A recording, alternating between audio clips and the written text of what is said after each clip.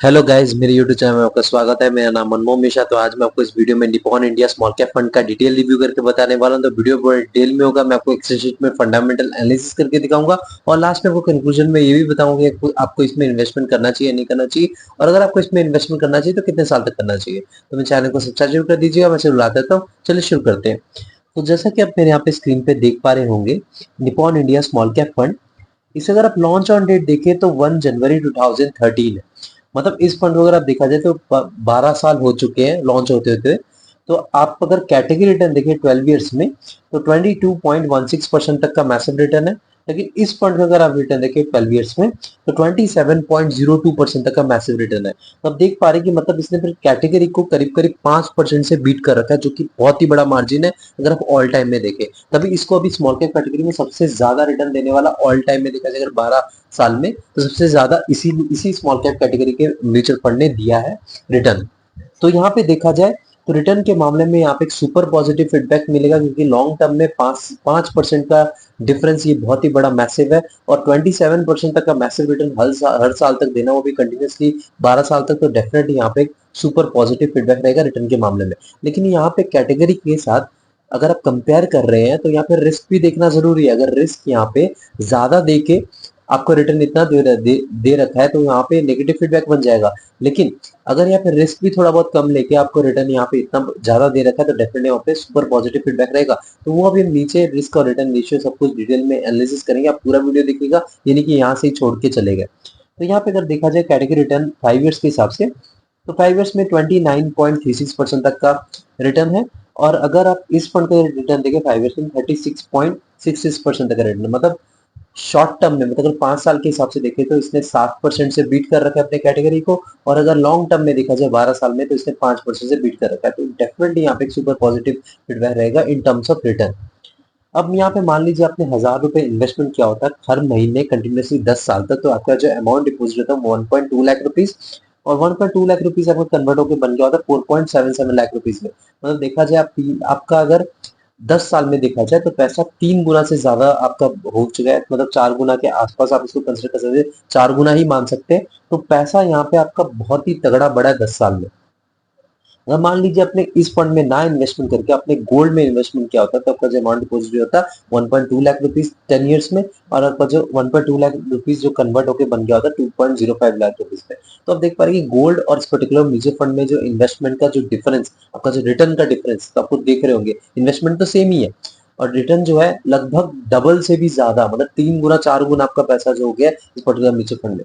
और यहाँ पे गोल्ड में आपका पैसा डबल भी, दुगुना भी नहीं हुआ है वो 10 साल में। तो आप देख पा रहे हैं कि इन्वेस्टमेंट क्यों करना जरूरी होता है अगर आप म्यूचुअल फंड में आपने गोल्ड में ना इन्वेस्टमेंट करके आपने एफडी में इन्वेस्टमेंट किया होता है, तो आपका जो अमाउंट डिपॉजिट होता है 1.2 लाख रुपीज, 1.2 लाख रुपीज अगर कन्वर्ट होकर बन गया होता है 1.74 लाख रुपीज में। जी हाँ, तो 1.74 लाख रुपीज, जो कि आपको मैं बता रहा हूँ, ये जो एफडी है उसमें आपको कोई ज्यादा डिफरेंस नहीं दिख रहा होगा, बहुत ही कम दिख रहा होगा। लेकिन जो इस पर्टिकुलर म्यूचुअल फंड में अगर आप इन्वेस्टमेंट कर रहे हो तो आपको डेफिनेटली बहुत ज्यादा रिटर्न दिखा होगा। तो आकाश पाताल का फर्क आपको दिख रहा हो। तो क्यों इसलिए कहते हैं कि लोग की इन्वेस्टमेंट करना क्यों जरूरी होता है, तो यहाँ पे आपको पता चल गया होगा। अब मान लीजिए इस फंड में अब आपके यहाँ पे रिटर्न वर्सेस कैटेगरी की बात करें, तो यहाँ पे रिटर्न जो है बहुत ही हाई है अगर देखा जाए कैटेगरी कंपैरिजन में। और रिस्क वर्सेस कैटेगरी की बात करें तो अबव एवरेज है। तो रिस्क यहाँ पे कैसे अबव एवरेज है वो हम इसके बारे में जानेंगे इस पर्टिकुलर आगे चीज में। या फिर रिस्क और रिटर्न रेशियो की बात करें इस फंड और कैटेगरी, तो मैंने यहाँ पे 3 साल का एक डेटा बना रखा है रिस्क और रिटर्न रेशियो। उसमें आपको पता चलेगा कि मतलब कैसे ये रिस्क लेके आपको रिटर्न दिलवाता है। तो यहाँ पे अगर 3 साल का डेटा देखें तो बीटा और स्टैंडर्ड डेविएशन दो पैरामीटर्स चूज कर रखे हैं। तो बीटा बेसिकली क्या होता है कि आपको बताता है volatility with respect to its benchmark. जी हाँ, बेंचमार्क्स के कंपैरिजन में आपका पर्टिकुलर म्यूचुअल फंड कितना वॉलेटाइल है। तो यहाँ पे देखा जाए तो इसका जो बीटा है वो 0.86 है, और कैटेगरी का देखा जाए 0.81 है। तो इसने इसका आप देख पा रहे वॉलेटिलिटी अपने कैटेगरी से बहुत ज्यादा है। और मैं आपको बता रहा हूँ 0.86 बहुत ज्यादा होता है, और 0.81 अगर आप इस कैटेगरी का देख सकते हैं। तभी इसने रिस्क बहुत ज्यादा ले रखा है अपने कैटेगरी से, और रिटर्न भी उसके मामले में आपको ज्यादा दे रखा है। तो यहाँ पे मैं एक न्यूट्रल सा फीडबैक दूंगा, क्योंकि रिस्क अगर कम लिया होता है और रिटर्न आपको ज्यादा दिया होता तो वहाँ पे सुपर पॉजिटिव फीडबैक रहेगा। तो यहाँ पे एक न्यूट्रल सा फीडबैक रहेगा। एक जाहिर सी बात है, रिस्क थोड़ा ज्यादा लिया है तो रिटर्न आपको ज्यादा दिया है अपने कैटेगरी से। स्टैंडर्ड डिविएशन की बात करें तो स्टैंडर्ड डिविएशन क्या होता है कि आपका अगर जो एवरेज रिटर्न होता है ना, उसका अगर प्लस कितना, उसका कितना माइनस, उसके बीच में एक रेंज बन जाता है। वो रेंज के बीच में आपको एक रिटर्न मिलता है, तो वो हर साल मिलता रहता है। तो वो अगर जितना कम हो उसका अच्छा खासा माना जाता है। तो यहाँ पे देखा जाए इस पर्टिकुलर फंड का 16.28 है और कैटेगरी का देखा जाए तो 15.53 है। तो ओवरऑल देखा जाए तो रिस्क आपका यहाँ पे ज्यादा है और रिटर्न भी आपको थोड़ा ज्यादा मिल रहा है कैटेगरी से। तो यहाँ पे मैं रिस्क और रिटर्न के मामले में यहाँ पे एक एवरेज सा फीडबैक दूंगा, क्योंकि देखिए अगर रिस्क ज्यादा लिया है और रिटर्न आपको ज्यादा दिया है तो यहाँ पे एक जाहिर सी बात है। लेकिन अगर रिस्क कम लेके आपको रिटर्न ज्यादा दिया होता तो डेफिनेटली यहाँ पे एक सुपर पॉजिटिव फीडबैक मिलता। अगर यहाँ पे रिस्क ज्यादा लिया और रिटर्न कम दिया कैटेगरी से, तो वो तो मैं आपको नेगेटिव फीडबैक दे देता। तो यहाँ पे देखा जाए एक नॉर्मल सी बात है, यहाँ पे इन्होंने फॉलो कर रखी है। तो रिस्क थोड़ा ज्यादा रहेगा कैटेगरी से, रिटर्न भी आपको ज्यादा मिल रहा है। इस पर्टिकुलर म्यूचुअल फंड में आपने डिसीजन ले लिया और इन्वेस्टमेंट स्टार्ट करें, तो आप 100 रुपए से इन्वेस्टमेंट अपना स्टार्ट कर सकते हैं। देखिए ये पॉजिटिव फीडबैक है कि आजकल जो स्टूडेंट लोग भी इन्वेस्टमेंट कर रहे हैं, तो 100 रुपए से आप अपना इन्वेस्टमेंट स्टार्ट कर सकते हैं। अब यहाँ पे वन टाइम इन्वेस्टमेंट की बात करें तो यहाँ पे आप 1000 रुपए से वन टाइम इन्वेस्टमेंट अपना स्टार्ट कर सकते हैं। यदि पॉजिटिव फीडबैक रहेगा, देखिए आजकल जो स्टूडेंट लोग भी इन्वेस्टमेंट कर रहे हैं तो डेफिनेटली पॉजिटिव फीडबैक रहेगा। अब यहाँ पे लॉक इन पीरियड की बात करते हैं, कोई लॉक इन पीरियड नहीं, कभी भी यहाँ पे आप इन्वेस्टमेंट कर सकते हैं, कभी भी यहाँ से आप एग्जिट मार सकते हैं। और यहाँ पे एम साइज की बात करें तो एम का फुल फॉर्म होता है एसेट अंडर मैनेजमेंट। तो इस पर्टिकुलर म्यूचुअल फंड में कितना पैसा आपका इन्वेस्टेड है, तो यहाँ से आपको पता चलता है। देखिए अगर एम साइज आपका कम हो ना, तो उसे पता चलता है कि इस पर्टिकुलर म्यूचुअल फंड में कितना कुछ खराबी है, तभी लोग ज्यादा भरोसा नहीं कर रहे, इन्वेस्टमेंट नहीं कर रहे, इसका तभी एम साइज कम है। तो यहाँ पे अगर एम साइज की बात करें तो 61,027 रुपीज है, जो कि बहुत ज्यादा एम साइज है। तो एम साइज अगर ज्यादा हो तो उसमें प्रॉब्लम क्या आती है, फंड मैनेजर को मैनेजमेंट में दिक्कत आती है। आपने कभी बार सुना होगा Nippon India small cap fund में एसआईपी बंद हो जाता है, लमसम बंद हो जाता है। क्यों? क्योंकि यहाँ पे फंड मैनेजर में मैनेजमेंट करने में दिक्कत आती है, तभी वो बंद करते हैं। तो ये पार्शियल इम्पैक्ट पड़ता है। तो यहाँ पे देखा जाए तो एम साइज बहुत ही ज्यादा है, तो यहाँ पे थोड़ा सा नेगेटिव फीडबैक रहेगा। लेकिन अगर कम होता तो डेफिनेटली मैटर ऑफ कंसर्न होता है, लेकिन यहाँ पे ज्यादा है, अगर फंड मैनेजर मैनेजमेंट कर लेते हैं कोई ज्यादा प्रॉब्लम नहीं है यहाँ पे देखा जाए। तो डेफिनेटली यहाँ पे मैं एवरेज सा फीडबैक दूंगा एम साइज के मामले में। और एक्सपेंस रेशियो की बात करें, देखिए आप तो दिमाग लगा नहीं रहे हैं, दिमाग लगाने वाले कौन है, आपके फंड मैनेजर। फंड मैनेजर आपका दिमाग लगा के आपको रिटर्न दिलवा रहे हैं। तो यहाँ पे जो है उनको एज ए मैनेजमेंट फीस कुछ पेमेंट करनी पड़ती है। तो यहाँ पे देखा जाए तो 1% से नीचे उसे अच्छा खासा बनाते हैं। देखिए अगर आप लॉन्ग टर्म के लिए इन्वेस्टमेंट कर रहे हैं, और मैं नहीं चाहता कि आप 15-20 साल बाद जब आप पैसा रिडीम करें आप लाखों करोड़ों rupees as a expense ratio या फिर मैनेजमेंट फीस पेमेंट करें। तो यहाँ पे अगर एक्सपेंस रेशियो 1% से नीचे उसे अच्छा खासा माना जाता है, लेकिन मैंने जो क्राइटेरिया सेट कर रखा है 0.7% से नीचे उसे अच्छा खासा माना जाता है। तो देखिए लॉन्ग रन में ना 0.8% या 0.9% या 1% तक का एक्सपेंस रेशियो आपका लाखों करोड़ों का डिफरेंस बन जाएगा। टैक्स इन्फॉर्मेशन की बात करें तो अगर मान लीजिए एक साल से पहले एग्जिट मारते हैं, आपको 20% तक का टैक्स देना पड़ेगा प्रॉफिट पे। अगर एक साल के बाद आप एग्जिट मारते हैं 12.5% तक का टैक्स देना पड़ेगा प्रॉफिट पे। लेकिन अगर आप इंडियन इनकम टैक्स लैब में आते हैं तो तभी आपको देना पड़ेगा टैक्स। और अगर आप एक साल से पहले अपना एग्जिट मारते हैं, आपको 1% तक का एग्जिट लोड देना पड़ेगा। एक साल के बाद आप एग्जिट मारते हैं तो एग्जिट लोड देने की कोई जरूरत नहीं है। तो मेन बात बताए वो मार्केट कैपिटल।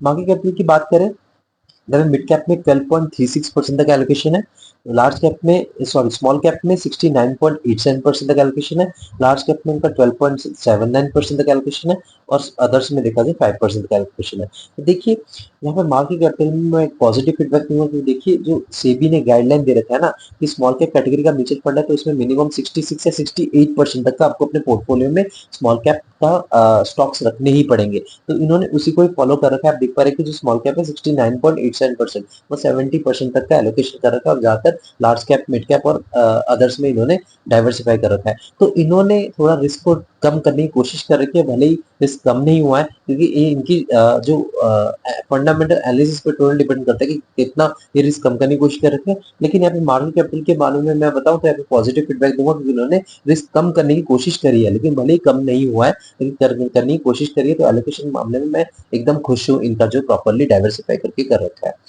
सेक्टर एलोकेशन की बात करें तो यहाँ पे इंडस्ट्रियल सेक्टर में 27.78% तक एलोकेशन है। सेकंड जो आपका फाइनेंशियल सर्विसेज में 13.98% तक एलोकेशन है।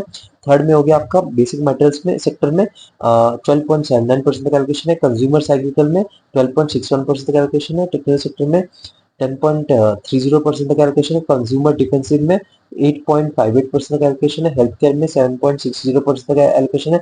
कम्युनिकेशन सर्विसेज में 2.02% तक एलोकेशन है। एनर्जी सेक्टर में 1.81% तक एलोकेशन है। रियल एस्टेट में 0.63% तक एलोकेशन है।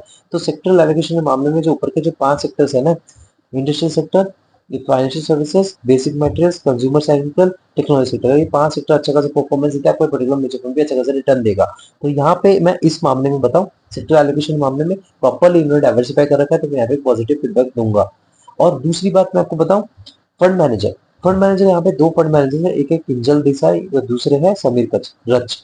तो किंजल देसाई का अगर एक्सपीरियंस देखें तो लगभग 21 ईयर्स का एक्सपीरियंस है, और समीर रच का एक्सपीरियंस देखा जाए तो लगभग 8 ईयर्स का एक्सपीरियंस है। तो एक्सपीरियंस के मामले में एक पॉजिटिव फीडबैक रहेगा कि देखिए, एक फंड मैनेजर एक्सपीरियंस होना जरूरी होता है। यहाँ पे दो दो फंड मैनेजर जो कि बहुत ज्यादा एक्सपीरियंस है, इनके आप हिस्ट्री ट्रैक कर सकते हैं, इनके बारे में जान सकते हैं, इन्होंने पास में कैसे रिटर्न दिलवा रखा है, उनकी स्ट्रैटेजी क्या होती है, तो बाद में आप भी कॉन्फिडेंट रहेंगे। और यहाँ पे दो फंड मैनेजर है, एक्सपीरियंस है, तो मैं इसको एक पॉजिटिव फीडबैक दूंगा। लेकिन हाँ, यहाँ पे एक नेगेटिव फीडबैक क्या दूंगा कि यहाँ पे फंड मैनेजर और एक दो बढ़ा सकते थे, क्योंकि यहाँ पे इनको मैनेजमेंट करने में दिक्कत हो रही है, क्योंकि एक एयूएम साइज जो है बहुत ज्यादा हो रखा है। आप देख पा रहे 61,000 करोड़ रुपीस तक का इनका एम साइज हो रखा है। जब फंड मैनेजर थोड़ा ज्यादा होते हैं तो यहाँ पे थोड़ा मैनेजमेंट में दिक्कत नहीं होती, तो यहाँ पे इनको ज्यादा ओवर बर्डन फील हो रहा होगा अभी, जो एम साइज इनका जो ज्यादा है, तो यहाँ पे थोड़ा सा नेगेटिव फीडबैक रहेगा उस मामले में। लेकिन एक्सपीरियंस के मामले में डेफिनेटली यहाँ पे एक सुपर पॉजिटिव फीडबैक है। रेटिंग की बात करें, इसको 5/5 रेटिंग मिल रखा है। तो देखिए, स्मॉल कैप कैटेगरी में ना, अगर आप लॉन्ग टाइम के लिए देखें, अगर आप ऑल टाइम देखें 12 ईयर्स या 13 ईयर्स का, सबसे ज्यादा रिटर्न इसी पर्टिकुलर म्यूचुअल फंड ने दिया आपको, 27% तक का रिटर्न किसी ने भी नहीं दिया है। क्वांट का अगर देखा जाए, अभी 5-6 साल में इन्होंने बहुत ही मैसिव रिटर्न दे रखा है, लेकिन ऑल टाइम अगर देखें 10 साल, 15 साल, 12 साल, तो उस मामले में देखा जाए तो ये सबसे अभी टॉप में है रिटर्न के मामले में। और सेकंड में अगर मैं बताऊं ऑल टाइम में देखा जाए तो एक्सिस स्मॉल कैप फंड है, जिसने रिटर्न के मामले में देखा जाए। तो यहाँ पे एक ओवरऑल मैं बताऊं, एक एवरेज सा फंड है, मतलब ठीक ठाक सा फंड है। मैं इसको एक बुरा फंड नहीं बोलूंगा, एक अच्छा खासा फंड है। अबोव एवरेज फंड बोलूंगा, not not an average fund, above average fund. तो अगर आप स्मॉल कैप कैटेगरी के म्यूचुअल में इन्वेस्टमेंट करते हैं तो डेफिनेटली आप इसको कंसिडर कर सकते हैं। लेकिन आप दूसरे स्मॉल कैप म्यूचुअल फंड के बारे में रिसर्च कर सकते हैं, जैसे आपका एक्सिस स्मॉल कैप फंड हो गया, Canara bank small cap fund हो गया, उसके बाद आपको दूसरे भी स्मॉल कैप फंड बहुत सारे मिलेंगे, कोटक स्मॉल कैप फंड। तो ऐसे आप उनके बारे में रिसर्च करके इन्वेस्टमेंट कर सकते हैं। लेकिन हाँ, खुद रिसर्च रिसर्च करके करिएगा, यानी कि मैंने बोल दिया और आपने जाके बाकी कर दिया। तो हमेशा खुद रिसर्च करते हैं तो आप ज्यादा कॉन्फिडेंट रहते हैं। और दूसरी बात मैं आपको बताऊं, अगर आपके पास टाइम फ्रेम 7 से 10 साल है और आपका रिस्क एपिटाइट बहुत ज्यादा है, तभी ऐसे म्यूचुअल फंड की तरफ इन्वेस्टमेंट करिएगा, वरना बिल्कुल भी मत करिएगा, क्योंकि यहाँ पे रिस्क बहुत ज्यादा होता है। अभी मैं सोचिए कि रिस्क कम करने की कोशिश करिए, लेकिन यहाँ पे वॉलेटिलिटी आपको ज्यादा देखने को मिलता है। जब मार्केट का बेरिश मोड में होता है, तब आपका ये जो स्मॉल कैप है सबसे बड़ी तेजी से गिरता है। लेकिन आपका जब मार्केट जब रिकवरी कर रहा होता है, इकोनॉमिक कंडीशन अच्छी हो जाती है, तब ये रिकवरी भी उतनी तेजी से करते हैं। तो उस हिसाब से ही अपने आप को एडजस्ट करके ही इन्वेस्टमेंट करिएगा, ये नहीं कि आपने भाग के जाके इन्वेस्टमेंट कर दिया और बाद में अपने 2-3 साल तक नेगेटिव रिटर्न आए और जाके मुझे बोल रहे कि यार ये कैसा म्यूचुअल फंड आपने सजेस्ट करा है। यहाँ पे आपका टाइम फ्रेम 10 साल होना चाहिए, और आप कंसिस्टेंटली एसआईपी कर रहे हैं। और दूसरी चीज, सारा पैसा इस पर्टिकुलर म्यूचुअल फंड में बिल्कुल भी मत लगाइएगा, क्योंकि बहुत ज्यादा रिस्की फंड होता है, बहुत ही ज्यादा रिस्की फंड है। अगर आप लॉन्ग टर्म के लिए वेट करते हैं आपको डेफिनेटली रिवॉर्ड मिलता है, लेकिन आपका पोर्टफोलियो का 10 से 15% ज्यादा से ज्यादा 20% तक का ही एलोकेशन होना चाहिए स्मॉल कैप में। से ज्यादा होगा तो आपको ही प्रॉब्लम फेस करना पड़ेगा, क्योंकि इसमें वॉलेटिलिटी आपको ज्यादा देखने को मिलेगी। लेकिन हाँ, खुद रिसर्च करके इन्वेस्टमेंट करेगा, यानी कि मैंने बोल दिया और आपने जाकर भाग के इन्वेस्टमेंट कर दिया। मेरे हिसाब से मैं इसको एबव एवरेज म्यूचुअल फंड, मतलब एबव एवरेज रेटिंग देता हूँ, और एक अच्छा म्यूचुअल फंड इसको कंसिडर करता हूँ स्मॉल कैप कैटेगरी का। तो मैं चैनल को सब्सक्राइब जरूर कर दीजिएगा, मैं जरूर ला देता हूँ। Thank you.